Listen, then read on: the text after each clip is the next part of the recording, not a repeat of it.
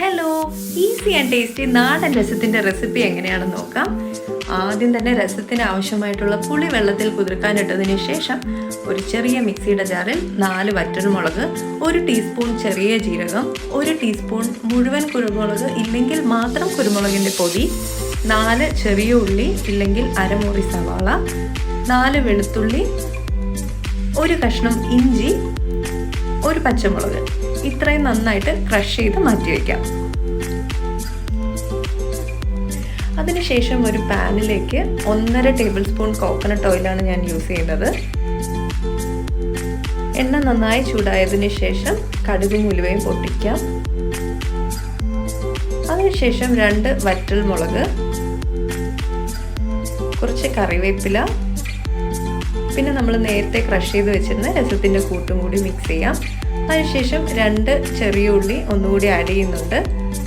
നന്നായിട്ട് മിക്സ് ആയതിനു ശേഷം 1 ടേബിൾ സ്പൂൺ ഉപ്പ്, എല്ലാം നന്നായിട്ട് മിക്സ് ചെയ്യുക. അതിനുശേഷം നമുക്ക് പൊടികൾ ആഡ് ചെയ്ത് കൊടുക്കാം.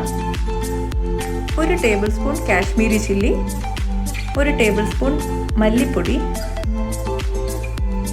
1/4 ടീസ്പൂൺ മഞ്ഞൾപ്പൊടി, എല്ലാം നന്നായിട്ട് മിക്സ് ആക്കിയതിന് ശേഷം 2 തക്കാളി ചെറുതായി അരിഞ്ഞതോ അല്ലെങ്കിൽ ജസ്റ്റ് ഒന്ന് മിക്സിയിൽ ക്രഷ് ചെയ്തതോ യൂസ് ചെയ്യാം.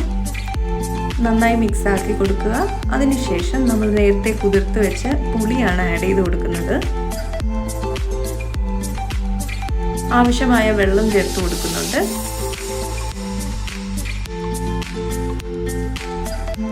ടേസ്റ്റ് ഒന്ന് ബാലൻസ് ആക്കാൻ വേണ്ടി ചെറിയൊരു കഷ്ണം ശർക്കര യൂസ് ചെയ്യാം. ഒരു 1/4 ടീസ്പൂൺ കായം ആൻഡ് നമ്മുടെ ലാസ്റ്റ് ഇൻഗ്രീഡിയൻ്റായ മല്ലിയിലയാണ് ആഡ് ചെയ്ത് കൊടുക്കുന്നത്. എല്ലാം നന്നായിട്ടൊന്ന് മിക്സ് ചെയ്ത് കൊടുക്കാം.